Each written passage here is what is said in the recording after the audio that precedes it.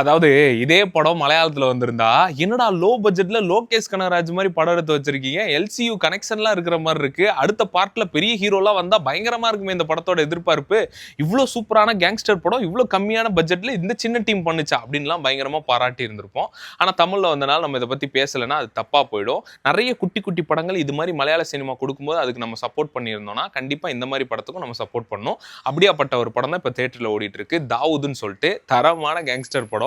First half ஃபுல்லா காமெடியோ, second half ஃபுல்லா த்ரில்லிங்கோ, ஒரு நல்ல சூப்பரான ஒரு படமா பேக்கேஜா கொடுத்துருக்காங்க. இந்த சின்ன டீம் இந்த சின்ன பட்ஜெட்ல இவ்வளோ நல்ல ஒரு கனெக்ஷன்ஸோட, அதுவும் நீங்க ரெண்டாவது தடவை பார்த்தாதான் ஒரு சில ஹிண்ட் எல்லாம் நமக்கு புரியணும் வைங்களேன், அப்படி இருக்கு. அதுவும் பார்ட் 2லாம் வந்தா ஒருவேளை விஜய் சேதுபதி மாதிரி ஹீரோ உள்ள வரும்போது இதோட எதிர்பார்ப்பு எப்படி இருக்குன்ற அளவுக்கு நம்மளை பயங்கரமா யோசிக்க வைக்குது. அப்படியாப்பட்ட படம் தான். எனக்கு தெரிஞ்சு இந்த படத்தோட டைரக்டர் லோகேஷ் கனகராஜ் தம்பிங்கிற மாதிரி அந்த அளவுக்கு கனெக்ட் பண்ணி வச்சிருக்காங்க. நீங்க அந்த படத்தை பார்த்தீங்கன்னாவே தெரியும். ஸோ தயவு செஞ்சு தியேட்டர்ல போய் இந்த மாதிரி படங்கள் வரும்போது அதுக்கு சப்போர்ட் பண்ணி பார்த்து என்ஜாய் பண்ணுங்க. இந்த படத்தை பார்த்துருந்தீங்கன்னா உங்களோட கருத்து என்னங்கிறத கீழே மறக்காம பதிவு பண்ணுங்க.